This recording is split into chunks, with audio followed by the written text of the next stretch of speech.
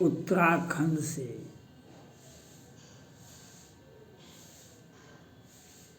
मजदूर निकाले गए। यह एक विषम परिस्थिति भारत के सामने था। अत्याधुनिक अमेरिका से, ऑस्ट्रेलिया से, कहाँ कहाँ से मशीनें आई गई। सारा का सारा खुदाई होता रहा, लेकिन आधुनिकतम के साथ साथ प्राकृतिक जो परंपरागत नियम था, मजदूर को मजदूर ही निकाले। रैट, चूहा के नियम के तहत आज देश में एक खुशी का माहौल है। माननीय प्रधानमंत्री जी भी इसमें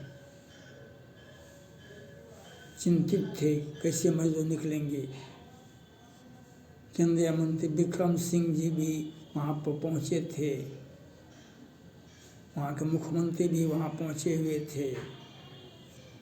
टनल से कैसे मजदूर को निकाला जाए। सारी व्यवस्थाएं जितना लंबा होता जा रहा था, उतनी चिंता देश के प्रधानमंत्री को भी हो रहा था, उनके मजदूर के अपने परिजन को भी हो रहा था। देश भी चिंतित था कैसे मजदूर निकलेगा। लेकिन अंत में कल मजदूर निकले, हॉस्पिटल भेजे गए। अब उनका चेकअप होगा, फिर वो घर जाएंगे, फिर आएंगे। फिर स्वस्थ जीवन, पहले जान बचाना आवश्यक है। जान बच गया तो बहुत सारा व्यवस्था होगा। जान बचाने में माननीय प्रधानमंत्री नरेंद्र मोदी जी भी लगे। सारे देश की सारी टेक्नोलॉजी लगी हुई थी। अमेरिका का भी कहाँ कहाँ से मशीन लाया गया, ऑस्ट्रेलिया से भी लाया गया, लेकिन सबों का सहयोग रहा। यह नहीं है जो सिर्फ भारत के ही परंपरागत विधि से मजदूर निकल गए। अमेरिका का, ऑस्ट्रेलिया का बहुत कहाँ कहाँ से मशीनें लाई गई, उस सब का सहयोग तो रहा ही। लेकिन अंतिम में भारत का जो था प्राचीन समय से जो व्यवस्था थोड़ा सा बिल खोद दो और धीरे धीरे उसको बड़ा कर धीरे धीरे निकाल लो, तो इसी के तहत हमारे मजदूर निकले। उन सारे लोगों का एक पसीना बह रहा था, चिंता की लकीरें उस कंपनी को और पूरे देश को था। हमारे 41 मजदूर उसमें फंसे हुए हैं। वह काम कठिन था, फिर भी हर तरह से सभी टेक्नोलॉजी का उपयोग किया गया। और माननीय प्रधानमंत्री नरेंद्र मोदी जी चिंतित थे और बार बार पूछते थे कैसे क्या हुआ। वहाँ का जिला प्रशासन भी इसमें बहुत मदद किया और सारे लोगों ने एक साथ, सबका सांस रुका हुआ था। जो कैसे इतने बड़े मजदूर की संख्या, अगर मजदूर सुरक्षित निकला तो इससे बहुत अच्छा संदेश जा रहा है देश दुनिया में। आज विश्व में एक चर्चा चल रहा है, इजराइल और हमास में जो युद्ध हुआ।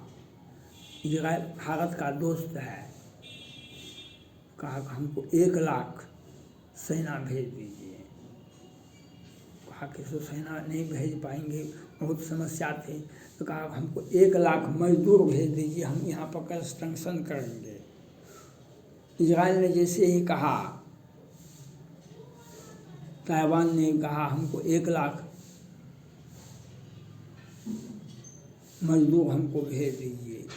1 लाख लोग भारत के इजराइल जाएंगे, 1 लाख लोग ताइवान जाएंगे, तो यह जंग इसलिए इजराइल ने तो कहा कि सिर्फ हिंदू चाहिए, ताइवान भी हिंदू को ही चाहता है। तो चीन इस बीच में एक ट्वीट कर दिया, उसने भी अपने 6 देशों को, लोगों को, नागरिकों को बुलाया जो आप यहाँ आइए, फ्री वीज़ा देते हैं चाइना में। यह इसलिए चाइना तो दिग्भ्रमित कर रहा है लोगों को, इसलिए कि हमारा मजदूर, हमारे भारतीय नागरिक चीन के तरह नाटे कद के नहीं हैं। ये स्वस्थ सबल रहते हैं, पढ़े लिखे भी रहते हैं। चीन ने तो एक ट्वीट करके बताया कि सो यहाँ का नागरिक जो होते हैं इंडिया के, वह जो मजदूर होता है उन्हें वह अराजक स्थिति पैदा कर देता है। चाइना ने तो यहाँ तक कहा, लेकिन एक विवादित ट्वीट भारत के आचरण के विरुद्ध में प्रस्तुत किए, लेकिन हमारे मजदूर पर, हमारे भारतीय पर, हर पढ़े लिखे हर नागरिकों पर America, Britain, France, Germany, Japan सभी के सभी विश्वास करते हैं। इनका आचरण पाकिस्तान और चाइना की तरह के नागरिकों की तरह नहीं होता है। पाकिस्तान के नागरिक जाते हैं दुबई, ईरान, वहाँ पर पढ़े लिखे तो है नहीं, अपना चेहरा दिखाते हैं और काम तो मिलता नहीं है। अब बाहर जाएंगे तो आपको तो बहुत मोटी रकम चाहिए, आपको जीवन गुजारने के लिए, तो वह नहीं मिलता है, काम भी नहीं मिलता है, तो पॉकेट मारी करते हैं। कोई स्वस्थ है तो लड़की फंसाने का काम करते हैं। तो ये पाकिस्तान का काम है। और चाइना का काम है किसी तरह से उस देश में आग लगा दो, किसी तरह से वहाँ पर कोई विस्फोटक कर, श्रीलंका में विस्फोट हुआ था ना, 300-400 लोग मारे गए थे। जब जांच हुआ, जिस वक्त भारत ने सर्जिकल स्ट्राइक पाकिस्तान पर किया था, उसी वक्त श्रीलंका में विस्फोट हुआ, सीरियल बम ब्लास्ट हुआ था। उसमें चाइना का ही हाथ था, क्योंकि उसका हर घरेलू काम, श्रीलंका का जो तत्कालीन प्रधानमंत्री, राष्ट्रपति, मंत्री जो थे, वे सभी एक ही परिवार से आते थे और चाइना से खूब दोस्ती था। बम ब्लास्ट हुआ था, इसलिए चाइना का नागरिक या पाकिस्तान का नागरिक को किसी भी देश में कोई अगर शरण देता है तो वह अपना आप ही सर्वनाश करता है। लेकिन हमारे नागरिक चाहे पढ़े लिखे हो या मूर्ख हो, अच्छे आचरण के व्यक्ति होते हैं और उनमें एक काम करने की क्षमता होती है। जो आज मजदूर निकाले गए और निकले, वह एक बहुत बड़ा संदेश दे रहा है दुनिया को। हम इतने हट्टे कट्टे मजबूत हैं, हमारा शरीर इतना मजबूत है जो हम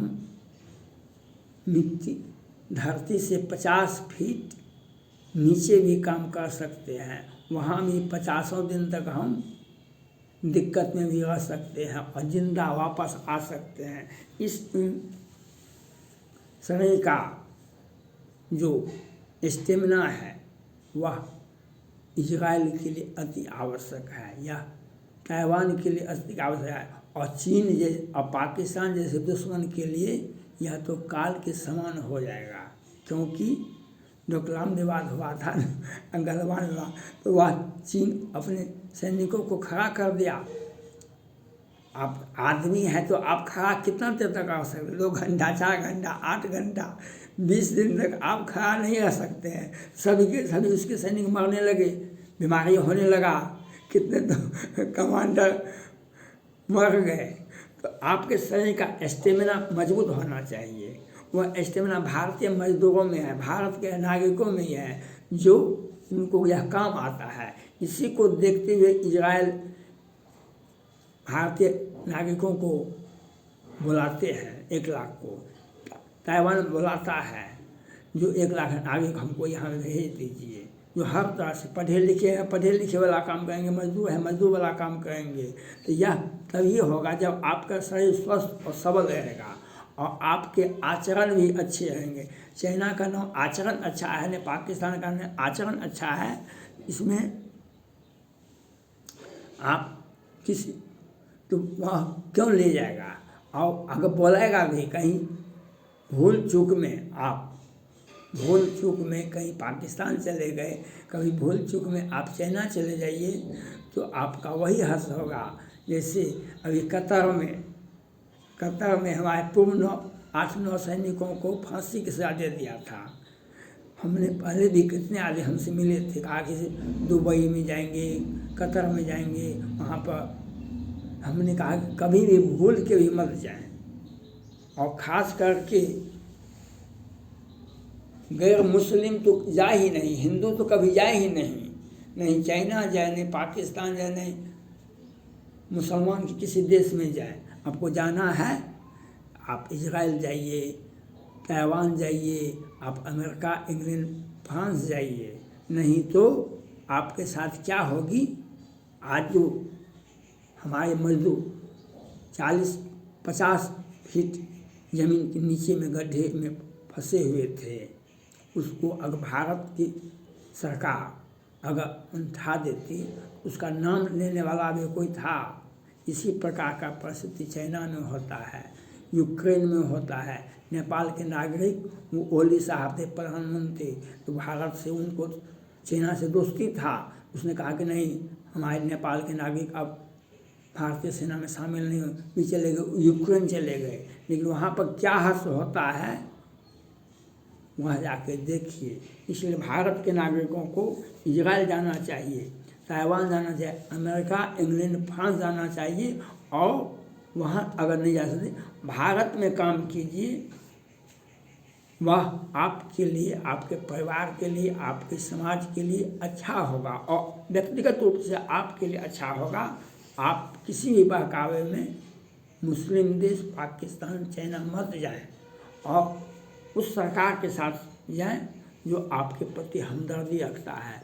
और आज हमारे मजदूर निकले तो दुनिया को एक संदेश गया, जो हमारा मजदूर, हमारा नागरिक, हमारा भारतीय इतने मजबूत हैं, जो दुश्मन अगर कभी हमसे युद्ध लड़ने के लिए सोचेगा तो उसे 50 फीट नीचे मिट्टी में रख देंगे, कोई नाम लेने वाला भी नहीं मिलेगा, नाम लेने वाला भी नहीं मिलेगा। हमारे मजदूर तो मिट्टी के तले में भी रहेंगे, तो वे स्वस्थ सबल होकर के अपनी पुनः ज़िंदगी वापस करेंगे और ज़िंदगी जिएंगे। और इस काम के लिए हम भारत के प्रधानमंत्री को और सारे टेक्नोलॉजी में लगे हुए थे, और सारे लोग जो लगे हुए थे इसमें, उनको हम बधाई देते हैं। आपने भगीरथ प्रयास करके हमारे मजदूरों को वापस किया, जो दुनिया को एक सख्त संदेश गया, हम भारतीय कितने मजबूत हैं, छोटी छोटी आंखें वाले, और ये पाकिस्तान का जिहादी गैंग कितने दिनों तक हमारे भारतीयों के सामने टिकेंगे, ये तो समय बताएगा। थैंक्स।